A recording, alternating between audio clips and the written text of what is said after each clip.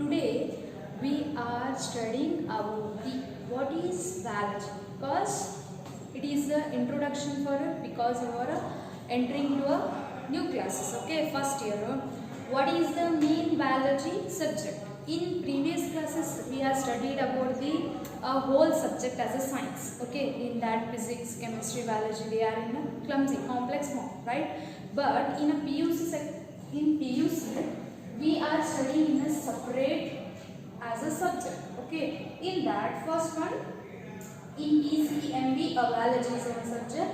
In that, what is biology? We know about that biology is nothing but Jeeva Shastra anta ನಾವು ಕರಿತೇವೆ, ಹೌದಾ? ಈ biology is nothing but it is a branch of science which deals about the living organisms. This is nothing but a study of organisms. Organism in the sense plants, or in the sense of animals and microbes, bacteria, fungi. These all are considered as a living organism. In that we are studied under the biology subject. Okay, maybe we know about the biology is a branch of science and which deals about the living organisms. In biology there are two subjects or two branches. There are, one is botany and another one is zoology. We know botany ಅಂತಂದ್ರೆ ನಿಮಗೆ ಗೊತ್ತಿದೆ, ಯಾಕಂದ್ರೆ ನೀವು previous classes ಒಳಗೆ ಕಲ್ತಿರಲ್ಲ. Botany ಅಂತಂದ್ರೆ ನಾವೇನಂತೀವಿ ಈಗ ಸಸ್ಯಶಾಸ್ತ್ರ, right? And geology ಅಂತಂದ್ರೆ ಪ್ರಾಣಿ ಶಾಸ್ತ್ರ. ಓಕೆ, ಇದು ಪ್ರಾಣಿ ಶಾಸ್ತ್ರ ಅಂತ ಕರೀತೀವಿ. ಈ ಬಾಟನಿ ಅಂತಂದ್ರೆ ಏನ್ರಿ? It is a branch of biology which deals only about the plants. Okay, ಅಂದ್ರೆ ಸಸ್ಯಗಳ ಬಗ್ಗೆ ಅಧ್ಯಯನ ಮಾಡೋದನ್ನ ಬಾಟನಿ ಅಂತ ಕರೀತೀವಿ. ಅಂಡ್ ಪ್ರಾಣಿಗಳ ಬಗ್ಗೆ ಅಧ್ಯಯನ ಮಾಡೋದಕ್ಕೆ ಏನಂತೀವಿ ನಾವು? zoology, which is a branch of biology which deals about the animals, right? The next we further studied first the botany, father of botany. You know about this because ನೀವೆಲ್ಲ ಇಲ್ಲಿ 9th 8th 10th ಒಳಗೆ ಕಲ್ತಿರ್ತೀರಿ. Botany ಅಂತಂದ್ರೆ ಅದ್ರಾಗ ಯಾವ branches ಇರ್ತಾವ, ಅದ್ರ father of botany ಯಾರ? Theophrastus ಅಂತ ಕರಿತೀವಿ. ಝೂಯಾಲಜಿ ಫಾದರ್ ಯಾರು? Aristotle. We know about these basics all in their lower classes. Okay, and direct start about the chapters. Okay, ಇದ್ರೊಳಗ ನಿಮ್ಗೆ ಮೇನ್ ಒಂದು ಚಾಪ್ಟರ್ ಅದ ಅಂತಂದ್ರೆ ನಾ ನಿಮ್ಗೆ ಝೂಯಾಲಜಿ ಡೀಲ್ ಮಾಡ್ತೇನೆ. Okay, and these zoology, in that we are today studying about the chapter Animal Kingdom. Animal Kingdom. Before we are going to study about the chapter Animal Kingdom, firstly ನಮಗೆ ಏನು ಗೊತ್ತಿರಬೇಕ್ರಿ? ನಾವು RH ವಿಟಾಕದ classification ನೋಡಿದ್ವಿ. ಏನ್ರಿ? ಮೊನೆರಾ, fungi, ಆಮೇಲೆ ಅದಾದ್ಮೇಲೆ ಯಾವ್ದು ಇರ್ತೈತ್ರಿ? Protista, after that Plantae, after that Animalia, right? In that we are studying about the only Animalia phylum. Okay, ಅಂದ್ರೆ the kingdom of Animalia. In that ಅವು ಹೆಂಗೆ ಕ್ಲಾಸಿಫೈ ಮಾಡಿದ್ರು, ಯಾವ್ಯಾವ ಕ್ಯಾರೆಕ್ಟರ್ಸ್ ಬೇಸ್ ಮೇಲೆ ಏನು ಮಾಡಿದ್ರು, ಅವನ್ನ ಕ್ಲಾಸಿಫಿಕೇಶನ್ ಮಾಡಿದ್ರು. ಇದ್ರ ಬಗ್ಗೆ ಏನು ಮಾಡ್ತೇವೆ ನಾವು ಇವತ್ತು ಸ್ಟಡಿ ಮಾಡಿ. ಜಸ್ಟ್ ಇಂಟ್ರೊಡಕ್ಷನ್ ಅಷ್ಟೇ. ಅಂತಂದ್ರೆ ಇವತ್ತು ಫಸ್ಟ್ ಕ್ಲಾಸ್ ಇದಲ್ಲ. ಸೊ ಫಸ್ಟ್ ಸ್ಟಾರ್ಟಿಂಗ್ ಏನಿರುತ್ತೆ? ಅನಿಮಲ್ ಅಂತಂದ್ರೆ ಫಸ್ಟ್ ಏನ? ಅನಿಮಲ್ ಕಿಂಗ್ಡಮ್ ಅಂತಂದ್ರೆ which is character based on the animals. We know about the simple characteristics of animals, right? That simple characteristics of animals. First one, the animals are eukaryotic. Animals are eukaryotic. ನಿಮಗೆ ಗೊತ್ತಿದೆ ಯೂಕ್ಯಾರಿಯೋಟಿಕ್ ಅಂತಂದ್ರೆ ಏನ? The nucleus which is prominent consists of nuclear membrane. ಅಂದ್ರೆ ನಾವು ಇದು nucleus, nucleus study ಮಾಡಿರಲ್ಲ, ಇದು nucleus and ಇದಕ್ಕೆ ಏನಿರುತ್ತೆ? ನ್ಯೂಕ್ಲಿಯರ್ ಎನ್ವಲಪ್ ಇರುತ್ತೆ. ಕೋಶ ಕೇಂದ್ರ ಪೊರೆ ಅಂತ ಕರೀತೀವಿ. ಗೊತ್ತು ದಟ್ ಕೋಶ ಕೇಂದ್ರ ಪೊರೆ. And in that the DNA or the nucleus is covered by the nuclear envelope. Nuclear envelope. ಅಂದ್ರೆ ಕೋಶ ಕೇಂದ್ರ ಪೊರೆಯಿಂದ ಆವೃತವಾದ ನ್ಯೂಕ್ಲಿಯಸ್ ಅಂದ್ರೆ ಕೋಶ ಕೇಂದ್ರ ಇತ್ತಂದ್ರೆ ಅದಕ್ಕೆ ನಾವೇನಂತೀವಿ ಯುಕ್ಯಾರಿಯೋಟಿಕ್ ಸೆಲ್ ಅಂತ ಕರೀತೀವಿ. Prokaryotic in the sense in a bacteria. Bacteria ಒಳಗೆ there is no nuclear envelope ಅಂದ್ರೆ ಕೋಶ ಕೇಂದ್ರ ಪೊರೆ ಇರುವುದಿಲ್ಲ. That's why that is we called incipient nucleus, false nucleus. This one we called prominent nucleus, true nucleus ಅಂತ ಕರೀತೀವಿ. True nucleus ಹೊಂದಿದಂತ ಜೀವಕೋಶಕ್ಕೆ ನಾವೇನಂತ ಕರಿತೀವಿ ಯುಕ್ಯಾರಿಯೋಟಿಕ್ ಸೆಲ್ ಅಂತ ಕರೀತೀವಿ. ಅಂದ್ರೆ ದ ಅನಿಮಲ್ ಕಿಂಗ್ಡಮ್ ದ ನಾವು ಕ್ಯಾರೆಕ್ಟರಿಸ್ಟಿಕ್ ಸ್ಟಡಿ ಮಾಡ್ತೀವಿ. First character in the animals R eukaryotic and without cell wall, plastid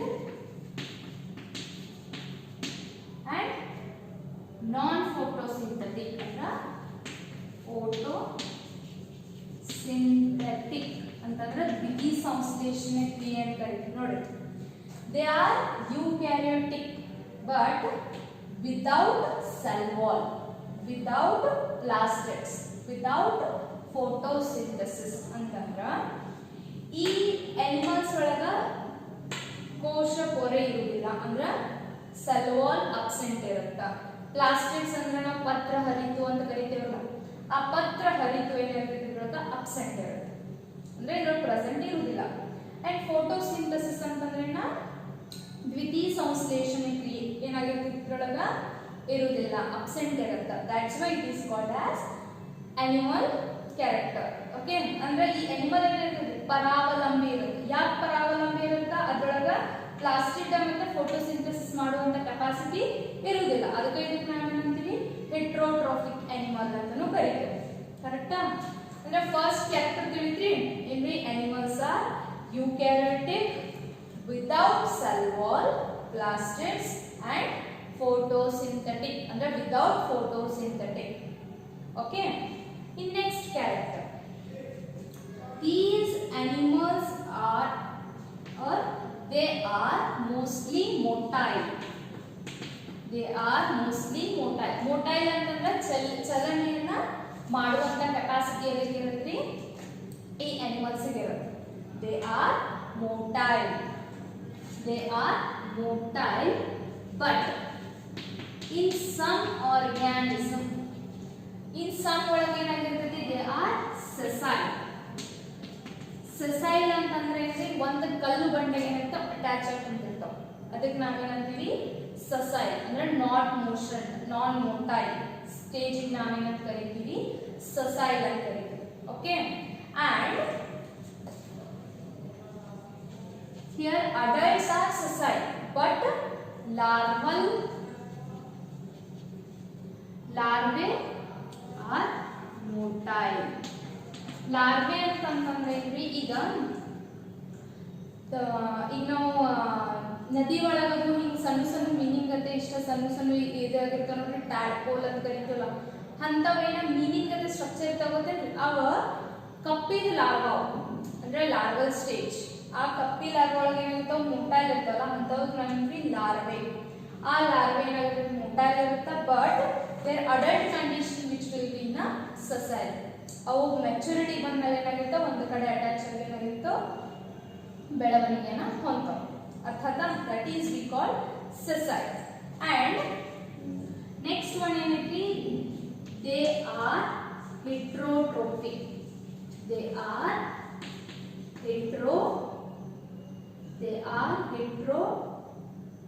heterotrophic. They are heterotrophic. Heterotrophic means ಪರಾವಲಂಬಿ ಅಂತ ಕರೀತೀವಲ್ಲ, that is we called heterotrophic. ಅಂದ್ರೆ ಅದರ ಪೋಷಕಾಂಶ ಅಂದ್ರೆ ಪೋಷಕಾಂಶ ಎಲ್ಲಿಂದ ಅಂದ್ರೆ ಯಾವ ಮೋಡ್ ಆಫ್ ನ್ಯೂಟ್ರಿಷನ್ ಇರುತ್ತೆ, ಪೋಷಕಾಂಶ ಹೆಂಗೆ ಪಡ್ಕೊಳ್ಳುತ್ತಾ ಅಂತಂದ್ರೆ ಒಂದರ ಮೇಲೆ ಅವಲಂಬನೆ ಹೊಂದೇನಾಗಿರ್ತದ ಪರಾವಲಂಬಿ ಆಗಿರುತ್ತೆ. ಇಲ್ಲಿ they heterotrophic in nutrition in mode of nutrition. ಅಂದ್ರೆ ಅದರ ಪೋಷಕಾಂಶ ಹೆಂಗೆ ದೊರೆಯುತ್ತದೆ?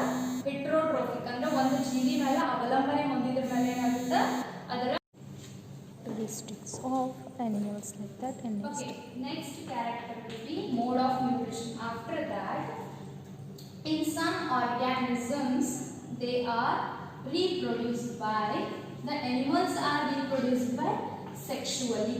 ಅಂತಂದ್ರೆ ಲೈಂಗಿಕ ಸಂತಾನೋತ್ಪತ್ತಿಯ ಮೂಲಕನೇ ಏನು ಮಾಡ್ತಾವ, ತಮ್ಮ ಸಂತಾನವನ್ನ ಉತ್ಪತ್ತಿ ಮಾಡ್ತಾವ. ಓಕೆ, ಬಟ್ ಇದ್ರೊಳಗೂ ಏನಾದವ್ರಿ ಸಮ್ ಆರ್ಗ್ಯಾನಿಸಮ್ಸ್ ವಿಚ್ ಆರ್ ಅಲೈಂಗಿಕ ಅಂದ್ರೆ ಅಸೆಕ್ಷುವಲ್ ರೀಪ್ರೊಡಕ್ಷನ್ ಇಂದನೇ ಏನು ಮಾಡ್ತಾವ, reproduction ಅನ್ನ ಮಾಡ್ತಾವ. ಅಂಡ್ in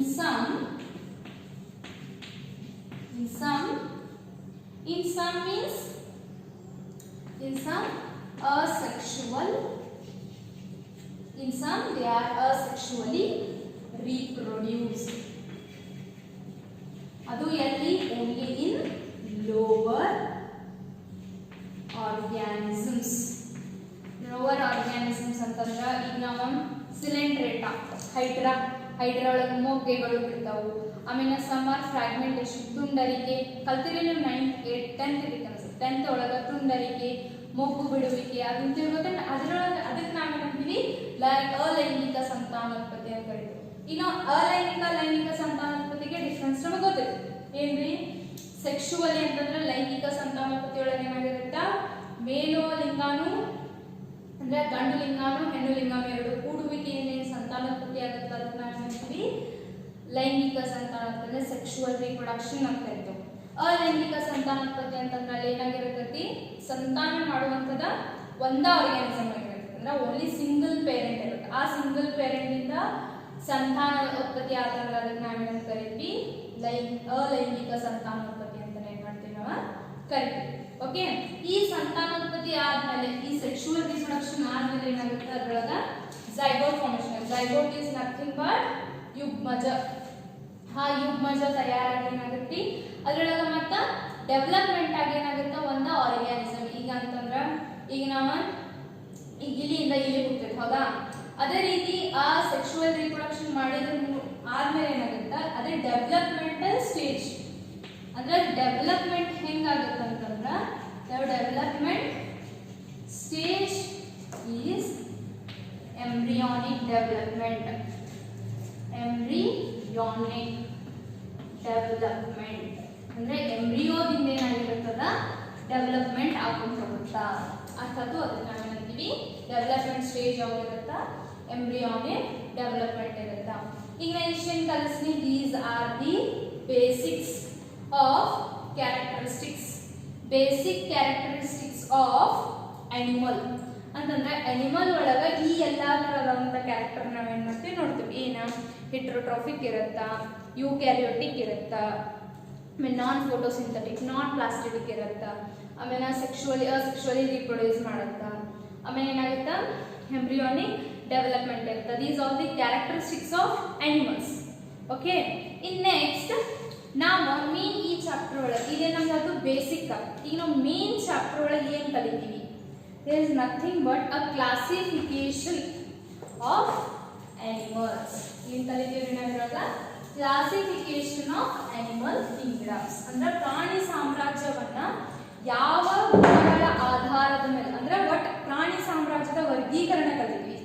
ಅದಕ್ಕಿಂತ ಫಸ್ಟ್ ನಾವು ಏನು ಕಲಿಬೇಕು, ಪ್ರಾಣಿ ಸಾಮ್ರಾಜ್ಯವನ್ನ ವರ್ಗೀಕರಣ ಅಂದ್ರೆ animal Kingdom based on which characters are there which are classified as animal kingdoms. ಅಂತಂದ್ರೆ ಆ ಅನಿಮಲ್ ಗಳನ್ನ ವರ್ಗೀಕರಣ ಮಾಡಕ್ಕೆ ಏನೋ ಒಂದು ಆಧಾರ ಬೇಕಲ್ಲ, ಆ ಆಧಾರದ ಗುಣಗಳು ಅಂದ್ರೆ ಕ್ಯಾರೆಕ್ಟರಿಸ್ಟಿಕ್ಸ್ ಏನ್ ಮಾಡೋಣ ಒಂದೊಂದ ಕಲ್ಕೊಂತ ಹೋಗುನು.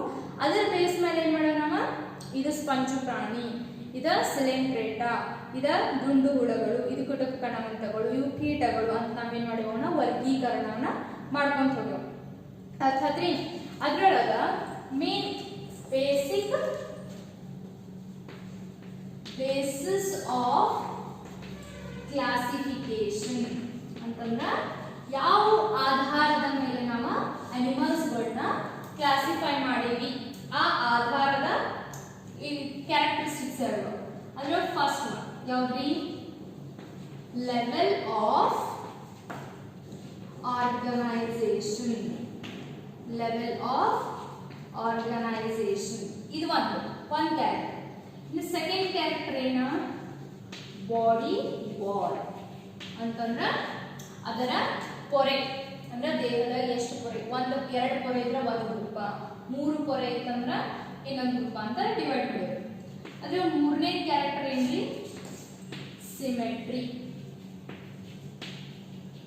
ಓಕೆ, ಅದನ್ನ ಅಡ್ಡ ಸೀಳಿಕೆ ಮಾಡಿದಾಗ ಎಷ್ಟು ಭಾಗಗಳಾಗ್ತವು, ಸಮಾನಾಂತರ ಆಗ್ತವು ಇಲ್ಲೋ ಅದ್ರ ಕ್ಯಾರೆಕ್ಟರ್ ಮೇಲೆ ಮಾಡೋದ್ರಿಂದ ಸಿಮೆಟ್ರಿ ಕ್ಯಾರೆಕ್ಟರ್ನ ತಗೋಬೇಕು. ಇನ್ನು 4ನೇದು ಯಾವ್ದ್ರಿ, level of body symmetry. Next segmentation.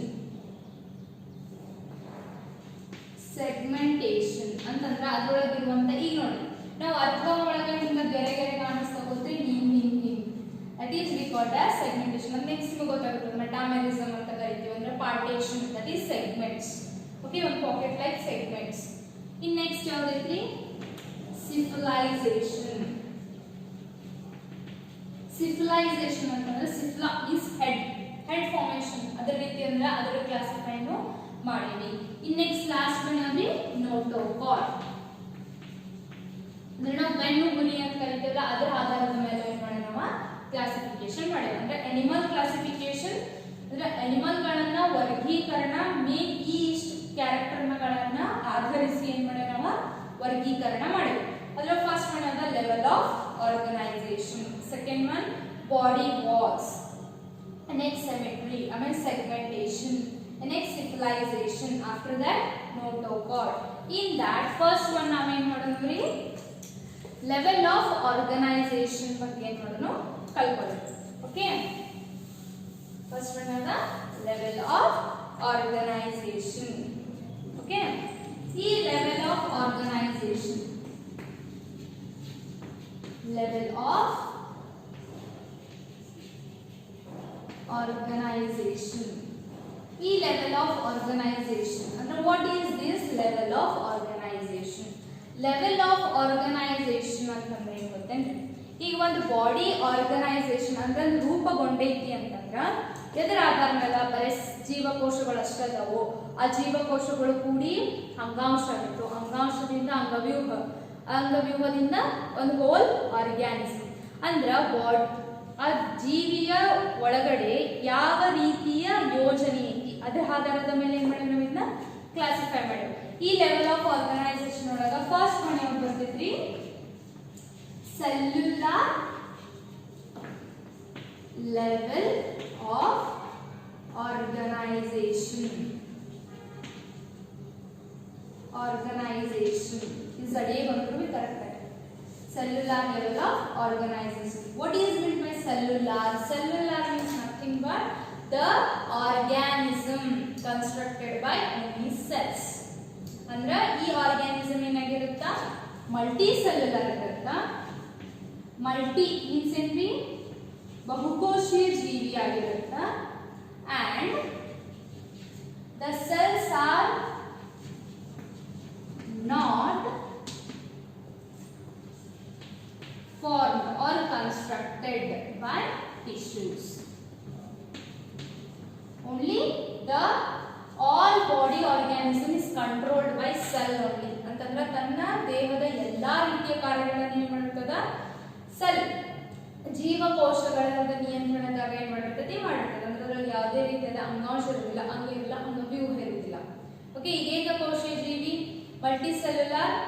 ಈಗ ಫಾರ್ ಎಕ್ಸಾಂಪಲ್ ತಗೊಂಡು ಏಕಕೋಶ ಅಮೀಬಾ ಏನಾಗುತ್ತೆ, ಒಂದ ಸೆಲ್ ಇಂದ ಏನಾಗುತ್ತೆ ತನ್ನ ಎಕ್ಸ್ಕ್ರೀಷನ್ ಮಾಡುತ್ತೆ, ಡೈಜೆಷನ್ ಮಾಡುತ್ತೆ, ಎಲ್ಲಾ ರೀತಿಯ ಫಂಕ್ಷನ್ ಸೆಲ್ ದಿಂದ ಏನಾಗುತ್ತೆ. That's type of we called as cellular level of organisation. ಅದರೊಳಗೆ ಎಕ್ಸಾಂಪಲ್ ಯಾವ್ದು ಕೊಡ್ತೀವಿ, ಪಾರಿಫೆರನ್ಸ್ ಅಂದ್ರೆ ಸ್ಪಂಜ್ ಪ್ರಾಣಿಗಳು, ಸ್ಪಾಂಜಸ್, ಅದಕ್ಕೆ ಎಕ್ಸಾಂಪಲ್ ಯಾವ್ದು cellular level of organisation. In second one ಯಾವ್ದು ಬರುತ್ತಾ, ಸೆಕೆಂಡ್ ಒನ್ ಯಾವ್ದು ಬರುತ್ತಾ, ಟಿಶ್ಯೂ ಲೆವೆಲ್ ಅಂತ ಬರುತ್ತೆ. ಈ ಟಿಶ್ಯೂ ಲೆವೆಲ್ ಅಂತ ನಾವು ಈಸಿಲಿ ನೋಡಬಹುದು. ಏನ್ರಿ, these organisms are multicellular and the cells to form a tissues ಅಥವಾ cells are aggregated to form tissues. ಅಂತಂದ್ರೆ ಏನಾಗ್ತದೆ, ಇಲ್ಲಿ ಎಲ್ಲಾ ಸೆಲ್ಸ್ಗಳು ಕೂಡ್ಕೊಂಡು ಏನಾಗಿರ್ತದೆ, ಟಿಶ್ಯೂ ಫಾರ್ಮ್ ಆಗಿರುತ್ತಾ. And the cells are organized into tissues. And ಇದೇನಾಗಿರುತ್ತಾ, ಮಲ್ಟಿಸೆಲ್ಯುಲರ್ ಇರುತ್ತಾ, multicellular, they are multicellular and cells are organized. Cells are organized into tissues. ಅಂತಂದ್ರ ಎಲ್ಲಾ ರೀತಿಯಂತ ಸೆಲ್ಗಳು, ಜೀವಕೋಶಗಳು ಕೂಡ್ಕೊಂಡು ಏನಾಗಿರುತ್ತೆ ನಮ್ಗ ಅಂಗಾಂಶ ಫಾರ್ಮ್ ಆಗಿರುತ್ತೆ. ಆ ಅಂಗಾಂಶದಿಂದ ಏನ್ ಮಾಡ್ತಿರ್ತೀವಿ, ಎಲ್ಲಾ ಕಾರ್ಯಗಳನ್ನ ನಾವೇನ್ ಮಾಡ್ತಿರ್ತಾವ ಮಾಡ್ತಿರ್ತಾವ. ಅದಕ್ಕೆ ಎಕ್ಸಾಂಪಲ್ ಯಾವ್ದ್ರಿ, coelenterata. Coelenterata is the example of Coelenterata.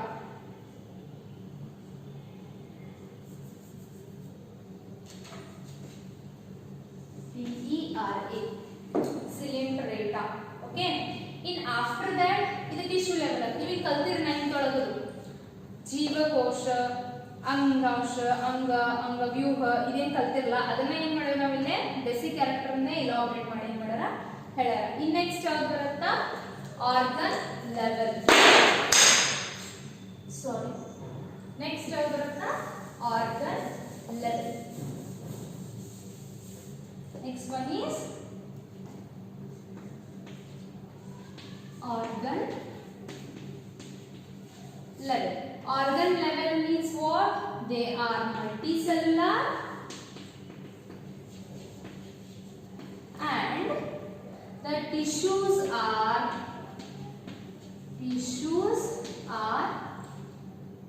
organized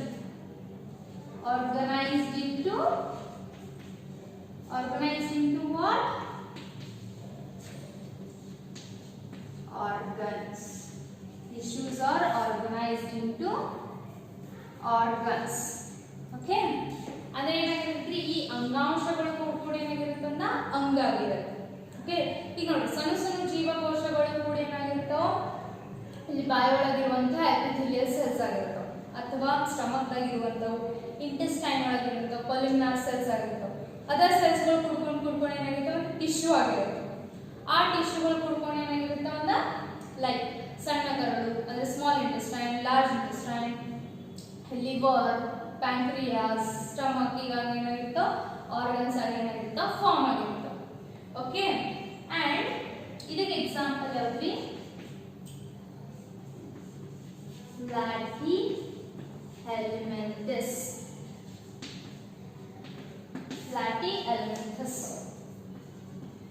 ಪ್ಲಾಟಿ ಎಲಿಮೆಂಟಸ್ ಅಂದ್ರೆ ಚಪ್ಪಟೆ ಹುಳುಗಳು ಅಂತ ಕರಿತೀವಲ್ಲ ಅದು. ಇನ್ನು ನೆಕ್ಸ್ಟ್ ಯಾವ್ದು ಬರ್ತಿದ್ರಿ, ಆರ್ಗನ್ ಸಿಸ್ಟಮ್. ಈಗ ನೋಡಿ same organ system means what, ಏನಾಗುತ್ತೆ ಹೇಳ್ರಿ ಆರ್ಗನ್ ಸಿಸ್ಟಮ್ ಅಂತಂದ್ರೆ these organs are organized into organ systems and they are carried out or they are from organism. Simple, ಏನ್ ಭಾಳ ಅಂತ ಡಿಫಿಕಲ್ಟಿ ಏನಿಲ್ಲ. Organ system in the sense ಏನಾಗಿರ್ತಾವ, the organs are organized into what, organ system ಆಗಿರುತ್ತಾ. and these system which form what, a organism. ಏನಾಗಿರುತ್ತೆ, organism. ಈಗ example ಕೊಟ್ಟು digestive system, mouth ಏನಾಗಿರುತ್ತೆ, several cells ಇಂದ tissues ಇಂದ ಕೂಡಿ ಮೌತ್ ಆರ್ಗನ್ ಆಗಿರುತ್ತೆ. ಅದ ಅನ್ನನಾಳ, ಟ್ರಾಕಿಯಾ, ಆಮೇಲೆ ಸ್ಟಮಕ್, ಹೌದಾ. ಅದೇ ರೀತಿ liver, pancreas, small intestine, large intestine, anus, ಇವೆಲ್ಲ ಕೂತ್ಕೊಂಡು ಏನಾಗುತ್ತೆ ನಮ್ಗೊಂದು ಹೋಲ್ ಆರ್ಗನ್ ಸಿಸ್ಟಮ್. ಈ ಆರ್ಗನ್ ಸಿಸ್ಟಮ್ಗಳು ಕೂಡ್ಕೊಂಡು ಏನಾಗುತ್ತೆ ಒಂದು ಆರ್ಗ್ಯಾನಿಸಮ್. ಅದೇ ರೀತಿ circulatory system, digestive system, nervous system, ಇವೆಲ್ಲ ಕೂಡ್ಕೊಂಡು ಏನಾಗ್ತಂದ್ರೆ ಆರ್ಗ್ಯಾನಿಸಮ್ ಏನಾಗತ್ತಾ ರೆಡಿ ಆಗತ್ತಾ ಅಂತ ಹೇಳ್ತಾರೆ. ಇದಕ್ಕೆ ಎಕ್ಸಾಂಪಲ್ ಏನ್ರಿ, annelids to chordates ಅಂತಂದ್ರೆ ಇದ್ರೊಳಗ annelids ಇಂದ chordate ಅತನ annelida, ascarius, arthropoda ಇವೆಲ್ಲ ಕೂಡ್ಕೊಂಡು ಏನಾಗಿರುತ್ತಾ ಅದ್ರೊಳಗೆ ಎಲ್ಲದರೊಳಗೆ ಏನಾಗಿರುತ್ತೆ ಆರ್ಗನ್ ಸಿಸ್ಟಮ್ ಆಫ್ ಆರ್ಗನೈಸೇಷನ್ ಏನಾಗಿರುತ್ತೆ ನಮ್ಗೆ ಫಾರ್ಮ್ ಆಗಿರುತ್ತೆ. ಓಕೆ, ಇಲ್ಲಿ ತನಕ ಏನು ಗೊತ್ತಾಯ್ತು ನಮ್ಗೆ level of organisation in the sense ಅಂದ್ರೆ ಬಾಡಿ ಅದರದ ಆರ್ಗಾನಿಸಮ್ ದ ಬಾಡಿ ಎದರಿಂದ ಕನ್ಸ್ಟ್ರಕ್ಟ್ ಆಗೈತಿ ಅದರ ಬೇಸ್ ಮೇಲೆ ಏನ್ ಮಾಡಿದ್ವಿ ನಾವು ಅವನ ವಿಭಾಗ ಮಾಡ್ತೀವಿ ಅಥವಾ ವಿಭಜನೆ ಮಾಡ್ತೀವಿ ಅಂತ ಒಂದು ಕ್ಯಾರೆಕ್ಟರ್ ಗೊತ್ತ. ಇನ್ನ ಇದ ಆರ್ಗನ್ ಸಿಸ್ಟಮ್ ಒಳಗೆ ಇನ್ನ ಹೇಳಿದ್ವಿ ಡೈಜೆಸ್ಟಿವ್ ಸಿಸ್ಟಮ್ ಸರ್ಕ್ಯುಲೇಟರಿ ಸಿಸ್ಟಮ್ ಇದ್ರೊಳಗೂ ಏನಾದವ್ರಿ ಎರಡು ಟೈಪ್ಸ್ ಅದಾವ ಅಂದ್ರೆ ಅದೇನು ಭಾಳ ಡಿಫಿಕಲ್ಟ್ ಅಂತೇನಲ್ಲ they are quite easy only. ನೀವು ಬಯಾಲಜಿ ಎಷ್ಟು ಅರ್ಥ ಮಾಡ್ಕೋತಿರಲ್ಲ ಅಷ್ಟು ಏನಾಗುತ್ತೆ ನಿಮಗೆ ಈಸಿ ಅನ್ಸುತ್ತೆ. ನೀವು ಭಾಳ ಡಿಫಿಕಲ್ಟಿ ತಗೊಳಕ್ ಹೋದ್ರಿ ಅಂತಂದ್ರೆ ಏನಾಗುತ್ತೆ it will be very difficult. Simple ತಿಳ್ಕೊಂಡು ಹೋಗಿ ಅಷ್ಟೇ. ನೆಕ್ಸ್ಟ್ ಏನಾಗುತ್ತೆ ಈಗ ಆರ್ಗನ್ ಸಿಸ್ಟಮ್ಸ್ ಒಳಗೆ ಏನಾಗುತ್ತೆ ನಮ್ಗೆ ಟೂ ಟೈಪ್ಸ್ ಇದಾವ ಅಂದ್ರೆ digestive system and circulatory system ಒಳಗ ಟೂ ಟೈಪ್ಸ್ ಮಾಡೋದು. ಫಸ್ಟ್ ಒನ್ ಯಾವ್ದು ಮಾಡೋಣ ಡೈಜೆಸ್ಟಿವ್ ಸಿಸ್ಟಮ್ ಅಂದ್ರೆ ನೋಡೋಣ. In digestive system there are two types. Adra first one type of the incomplete system. Incomplete system. Incomplete system means what? The digestive system, the system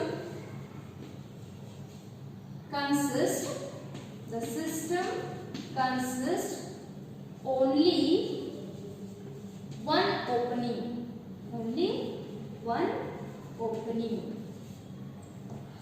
and that is act as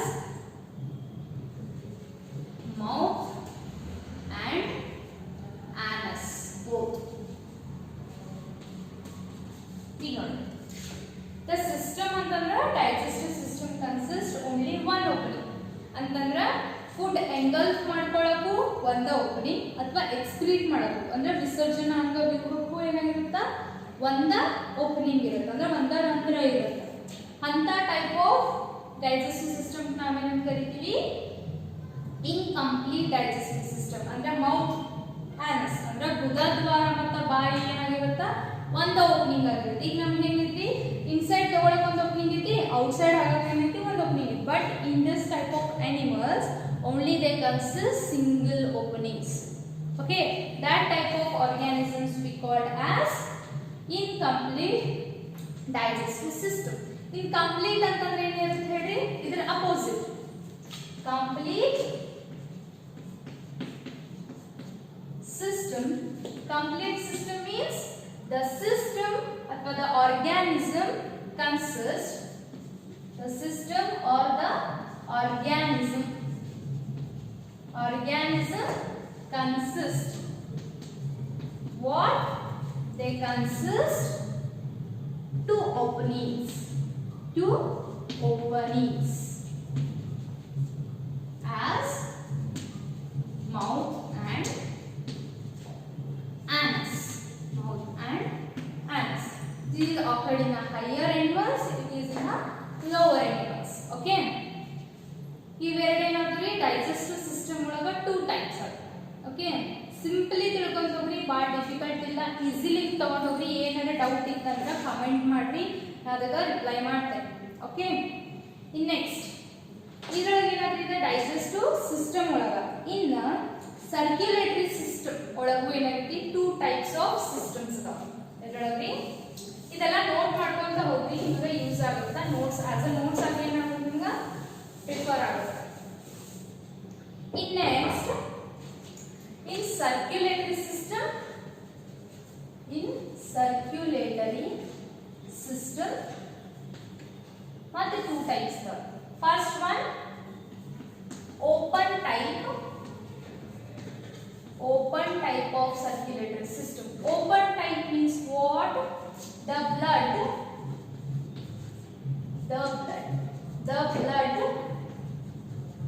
pumped by heart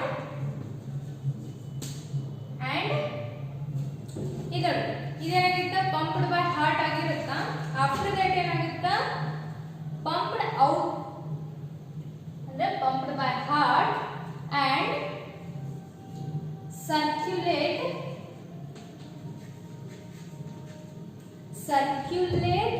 direct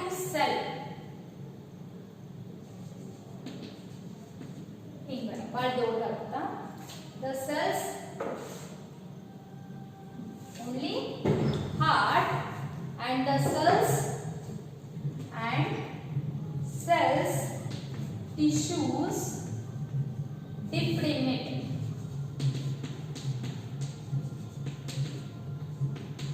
ಅಂತಂದ್ರೆ ಇನ್ನೊಂದು diagram ತೆಗೆದು ತೋರಿಸ್ತೇನೆ ನೋಡ್ರಿ, ಅಂದ್ರೆ ನಿಮ್ಗೆ easily ಏನಾಗುತ್ತಾ understand ಆಗುತ್ತೆ. ಈಗ ನೋಡ್ರಿ, ಇಲ್ಲಿ ನಮ್ದ ಹಾರ್ಟ್ ಇರ್ತದೆ ಅನ್ಕೊಳ್ಳುವ, ಏನೈತಿ ಅಂತ ಹಾರ್ಟ್. ಈ ಹಾರ್ಟ್ ದಿಂದ ನಮ್ಗ ಪಂಪ್ ಆಗಿರುತ್ತಲ್ಲ ಬ್ಲಡ್, ಅದೇನಾಗಿರುತ್ತೆ ಹಿಂಗ ಸರ್ಕ್ಯುಲೇಟ್ ಆಗುತ್ತಾ. ಈ ಸರ್ಕ್ಯುಲೇಟ್ ಆದಂತ ಬ್ಲಡ್ ಯಾವುದೇ ಈಗ ಆರ್ಟರೀಸ್ ಅಪಧಮನಿ ಏನು ಇರೋದಿಲ್ಲ, only they are directly supplied to the cells and tissues. ಅವು ಡೈರೆಕ್ಟ್ಲಿ ಸಪ್ಲೈ ಆಗೋದ್ರಿಂದ ಏನಾಗಿರುತ್ತೆ, ಈ ಸೆಲ್ಸ್ ಮತ್ತು ಟಿಶ್ಯೂಸ್ಗಳೆಲ್ಲ ಏನಾಗಿರುತ್ತೆ ಬ್ಲಡ್ ಒಳಗೆ ಏನಾಗಿರುತ್ತೆ ಎಂಬೆಡೆಡ್ ಡಿಪ್ಡ್ ಆಗಿರುತ್ತೆ. That is type of we called as open type. There is no closed vessels. ಯಾವ್ದ closed vessels ಏನಿರುವುದಿಲ್ಲ, ಇಲ್ಲಿ present ಇರುವುದಿಲ್ಲ. This type of circulatory system we called as open type. ಈ closed type ಅಂತಂದ್ರೆ ಇದರ opposite. ಅಂತಂದ್ರೆ the blood pumped by heart and circulated by vessels. ಇದು same. But ಇಲ್ಲಿ ಏನಾಗಿರುತ್ತಾ closed type ಒಳಗೆ ಏನಾಗಿರುತ್ತೈತ್ರಿ, the blood circulate by vessels. Vessels ಏನಾಗಿರುತ್ತಾ, these vessels are like artery, veins, capillaries. ಅಂತಂದ್ರೆ capillaries ಅಪಧಮನಿ ಅಭಿಧಮನಿ ಲೋಮನಾಳಗಳು ಇರ್ತಾವಲ್ಲ, ಅದರಿಂದ ಏನಾಗುತ್ತೆ ಸರ್ಕ್ಯುಲೇಟ್ ಆಗುತ್ತೆ. ಅಂತಂದ್ರೆ ಇಲ್ಲಿಂದ ಏನಾಗಿರುತ್ತೆ ನಮ್ಗೆ ಹಾರ್ಟ್ ಇರ್ತೈತಿ, ಹಾರ್ಟ್ ದಿಂದ ಏನಾಗಿರುತ್ತೆ ನಮ್ಗೆ ಅಪಧಮನಿ ಆರ್ಟರಿ ದೊಡ್ಡ ಅಪಧಮನಿ ಇರ್ತಾವಲ್ಲ, ಇದರಿಂದ ಏನಾಗುತ್ತೆ ನಮ್ಗೆ ಬ್ಲಡ್ ಎಲ್ಲ ಕಡೆ ಸರ್ಕ್ಯುಲೇಟ್ ಆಗುತ್ತಾ. ಅರ್ಥಾತ್ that is we called as close type. Okay, ಇವತ್ತೇನಿಷ್ಟು ಸ್ಟಡಿ ಮಾಡಲ್ಲ, ಇವತ್ತಿನಿಷ್ಟು ಸಾಕು. ಇನ್ ನೆಕ್ಸ್ಟ್ ಕ್ಯಾರೆಕ್ಟರ್ ಏನ್ ಮಾಡೋದು, ನೆಕ್ಸ್ಟ್ ಕ್ಲಾಸ್ ಒಳಗ ಸ್ಟಡಿ ಮಾಡೋದು. ಇವತ್ತೇನೇನು ಕಲ್ತ್ರಿ ನೆನ್ಪಿಟ್ಕೊಳ್ಳಿ, ಏನ್ರಿ ಕ್ಯಾರೆಕ್ಟರಿಸ್ಟಿಕ್ಸ್ ಆಫ್ ಅನಿಮಲ್ಸ್, ಆಮೇಲೆ characteristics of basis of classification. ಅದರೊಳಗೆ ಫಸ್ಟ್ ಒನ್ ಯಾವ ಕಲ್ತ್ರಿ, level of organisation. Level of organisation ಒಳಗ ಮತ್ತೆ 4 ಟೈಪ್ಸ್ ಬರ್ತಾವ, cellular level, tissue level, organ system level, which is based on the construction of cell to tissue, tissue to organ, organ to organ system, and organ system ಗಳು ಕೂಡಿ aggregated to form an organism. ಆ organ system ಒಳಗ ಮತ್ತೆ ಏನದು several types ಇದಾವ. First one digestive system ಒಳಗ incomplete system, complete system, and circulatory ಒಳಗ open type, ಇನ್ನೊಂದು closed type. Okay, thank you.